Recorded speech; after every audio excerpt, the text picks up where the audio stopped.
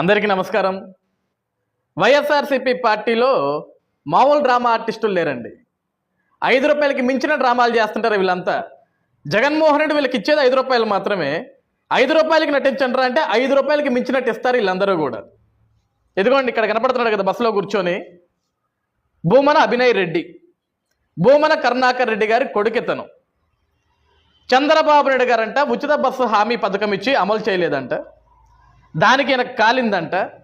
నిన్న వైఎస్ఆర్సీపీ పార్టీ శ్రేణులని, ఆ పార్టీలో పనిచేసే కొంతమంది మహిళల్ని తీసుకొని వెళ్ళి ఆర్టీసీ బస్సు ఎక్కి టికెట్ కొనకుండా చంద్రబాబు నాయుడు గారి బొమ్మ ఒకరికి మాస్క్ వేసి ఆ ఆడపడుచులందరూ కూడా చంద్రబాబు నాయుడు గారిని మాకు హామీ ఎప్పుడు నెరవేరుస్తామనే విధంగా ఒక ప్రోగ్రాం చేసి బస్సు ఎక్కి బస్సు ప్రయాణం చేస్తూ కండక్టర్ గారు సార్ టికెట్ తీసుకోవాలి సార్, ఇది భావ్యం కాదు, ఇది పద్ధతి కాదంటే ఆయన టికెట్ తీసుకోను. చంద్రబాబు నాయుడు గారు ఉచిత హామీ అని చెప్పారు ఆడపడుచులకి, మేము టికెట్ ఎందుకు తీసుకుంటామని ఒక వీడియో ప్లే చేస్తున్నాడు. ఈరోజు నువ్వు చదువుకున్నాడువే కదా భూమన అభినయ్ రెడ్డి, జ్ఞానం ఉండాలి కదా ఒక పని చేసేటప్పుడు. ఈరోజు ప్రభుత్వం వచ్చి 10 నెలలు ఒకదాని తర్వాత ఒకటి సంక్షేమ పథకాలు అమలు చేసుకుంటూ వస్తున్నారు.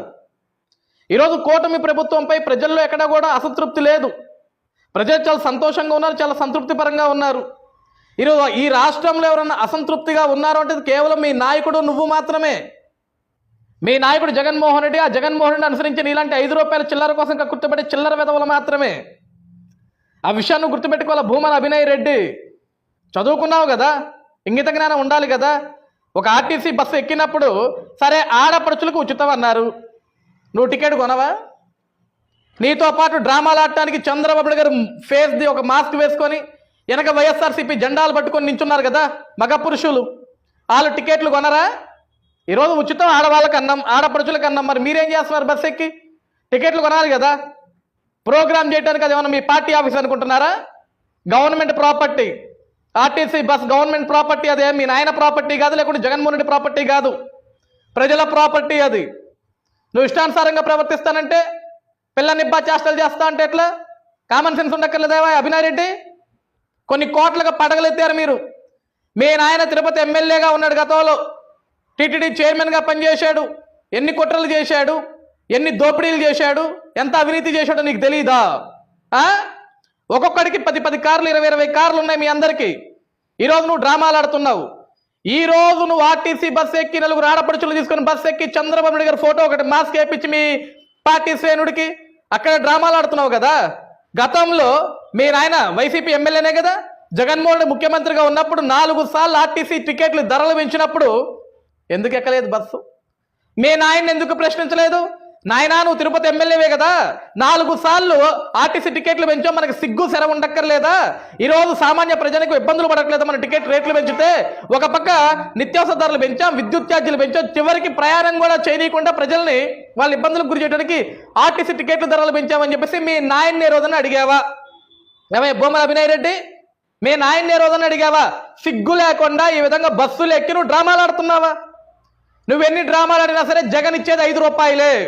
5 రూపాయల ఆర్టిస్ట్ మాత్రమే నువ్వు. 5 రూపాయల నటన మాత్రమే చేయి, అంతకు మించి చేయకు. నువ్వు ఈ నటన చేసే ముందు ఫస్ట్ జగన్ అడుగు.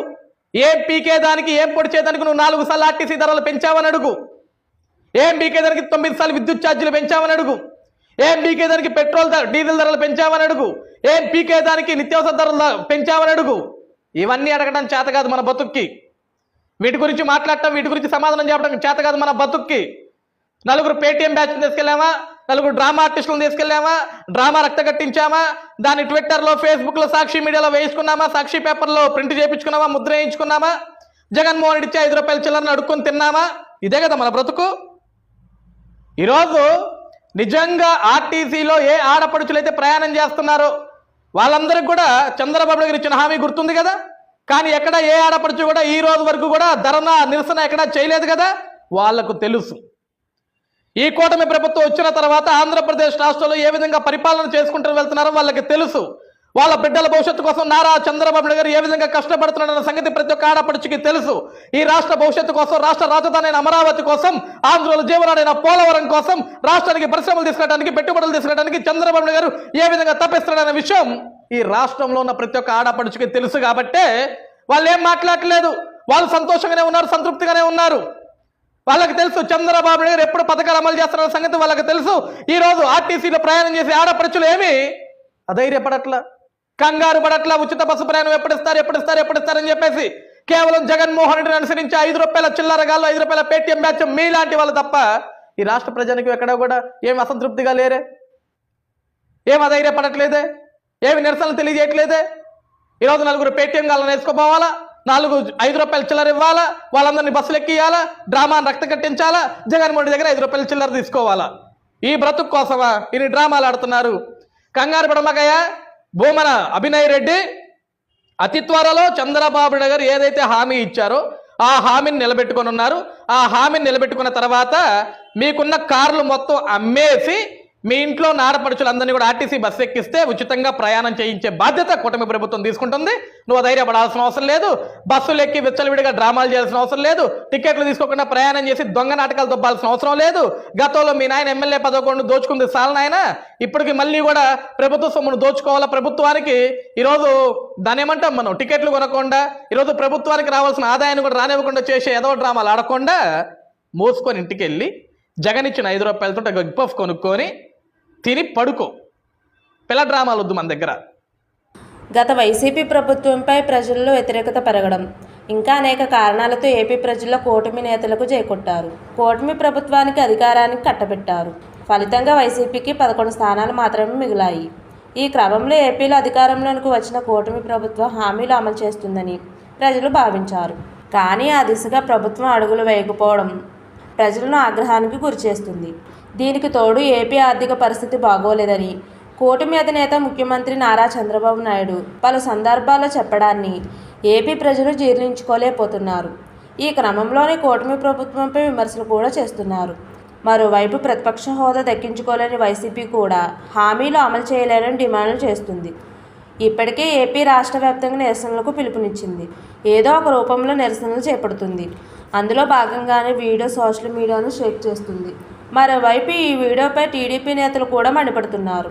ఈ వీడియోలో వెనక ఉన్నది వైసీపీ నాయకులని సోషల్ మీడియాలో విషప్రచారం చేయడంలో వారి తర్వాత ఎవరైనా అని టీడీపీ నేతలు అంటున్నారు. రాష్ట్ర ఆర్థిక పరిస్థితి బాగుపడిన తర్వాత ఖచ్చితంగా చంద్రబాబు నాయుడు ప్రజలకు ఇచ్చిన హామీలు అమలు చేస్తారని వారు భరోసా ఇస్తున్నారు.